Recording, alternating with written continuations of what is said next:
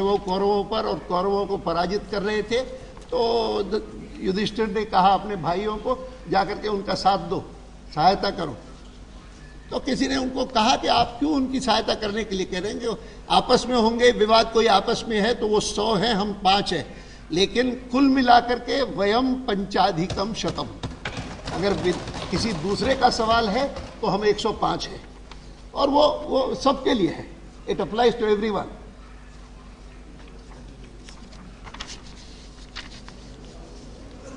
मैंने उसका जिक्र किया कि जो इन्होंने कहा कि इट्स ये कोई नॉन स्टेट एक्टर है। ISI itself is a non-state actor in a way. After all, it is not under the control of the elected government of Pakistan. It is answerable only to the army. Or, President. I doubt it. I really doubt it.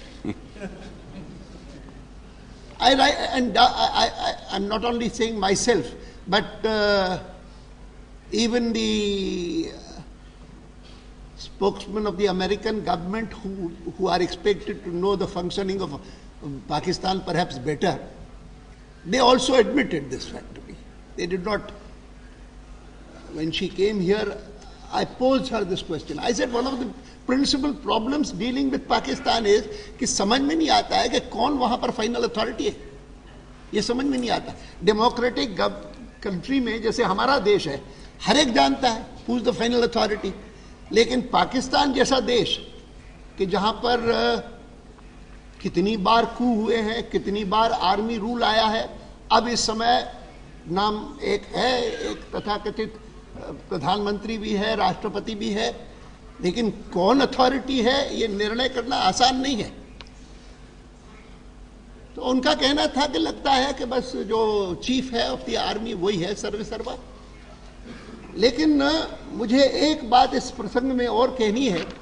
पिछले दिनों में एक बहुत ही perceptive लेख छपा था, written by one Wilson John, और उसमें उन्होंने कहा कि there is evidence of a cabal within the ISI which noted Pakistani scholar Ahmad Rashid. Ahmad Rashid is an outstanding scholar जिन्होंने अभी एक पुस्तक लिखी है, Descent into Chaos, Pakistan how it has descended into chaos, which he calls an ISI within an ISI. ये केबाल जो है वो this body may be primarily responsible for formulating and executing the Pakistani state's jihadi strategy in Afghanistan and India, while giving the cover of deniability to the army and the civilian establishment. This is something which needs to be studied in depth. कि किस प्रकार से deniability के लिए, ये हमने नहीं किया है, LT ने किया है, लश्कर तोयबा ने किया है, और कुछ लोगों को जेल में डाल दिया, किसी को हाउस अरेस्ट में रख दिया। We should not be fooled by this kind of operation. हमको कोई धोखे में नहीं रहना चाहिए। ये कोई ऑपरेशन नहीं है, दिखावा है, छलावा है, धोखा है, प्रवंचना है। और ये बात जो है वो केवल मात्र इस पत्रकार ने नहीं लिखी है जिसका मैंने नाम लिया, विल्सन जॉन का, पर मैं देख रहा हूं कि इस समय जो US में पाकिस्तान के एम्बेसडर हैं जिसका नाम है हुसैन हक्कानी, उन्होंने कुछ समय पहले ये लिखा, द मोस्ट सिग्निफिकेंट जिहादी group is Lashkar Taiba which is backed by Saudi money and protected by Pakistani intelligence services.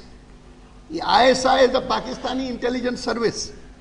और फिर उसने आगे ये भी लिखा कि इन 2005 the ISI gave money and direction to the Islamist group as it conducted attacks in India in the 1990s. After 9/11 होने के बाद ISI ने इसी ग्रुप को पैसे देकर के कहा, लश्कर तोयबा के ग्रुप को, कि कुछ समय चुप रहो, 9/11 हुआ है, इसीलिए हमारे ऊपर दबाव है, इसीलिए तुम चुप रहो, इसका भी पैसा उनको दिया। ये सारी बातें जो आज पाक एम्बेसडर है अमेरिका में, उसने तथ्य दिए हैं, so that no one can challenge it. मैं इन बातों का जिक्र इसलिए कर रहा हूं क्योंकि इन दिनों में हम भी कोशिश कर रहे हैं पाकिस्तान पर दबाव डालने की, और हम समझते हैं कि यूएन सिक्योरिटी काउंसिल में जाकर के अगर हम उनके खिलाफ बोलेंगे तो और प्रभाव होगा। मुझे यूएन सिक्योरिटी काउंसिल का नाम सुनकर के डर लगता है, इस नाते डर लगता है कि हमारा कश्मीर का जो अनुभव है उसको कभी भूलना नहीं चाहिए। हम अपने डिप्लोमेटिक स्ट्रेंथ से, डिप्लोमेटिक कुशलता से जितना कुछ कर सकें वो जरूर करना चाहिए। हम अपनी ताकत से जो कुछ भी इनके खिलाफ कर सकें जरूर करना चाहिए, लेकिन हम उम्मीद करें कि ये यूएन सिक्योरिटी काउंसिल हमको बचाएगा, ये समस्या हमारी है और उस समस्या को हमको ही हल करना चाहिए।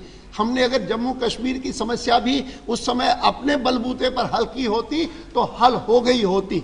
यूएन सिक्योरिटी काउंसिल में जाने का क्या परिणाम हुआ है उसको भुगत चुके हैं काफी, दोबारा ऐसी गलती हमको नहीं करनी चाहिए, ये मेरा अनुरोध होगा।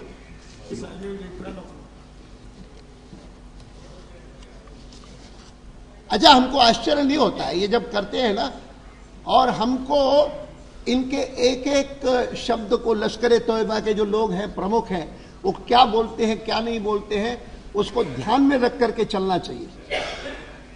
मैं इस बात को मानता हूं और कई बार कह चुका हूं कि किसी आतंकवादी किसी धर्म मजहब का नहीं होता, आतंकवाद एक अपना धर्म है, लेकिन साथ साथ फैक्ट ये है कि लश्कर तोयबा नाम की संस्थाएं जिसको कि पाकिस्तान ने प्रश्रय दे रखा है, बैन भी करते हैं तो दूसरे नाम से उनको चलने देते हैं, उनके नेता को गिरफ्तार भी करते हैं, तथाकथित गिरफ्तार करते हैं तो हाउस अरेस्ट में रखते हैं, और हम जब ये मामला कुछ ठंडा हो जाए तो आराम से उनको छोड़ देंगे, सम्मान के साथ उनकी भी प्रशंसा करेंगे।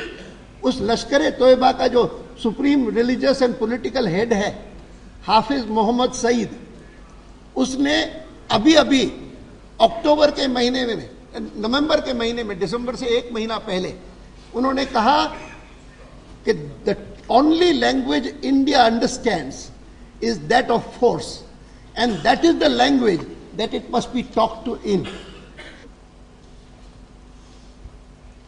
This is the Lashkar Taiba supreme religious and political head Hafiz Mohammad Saeed. और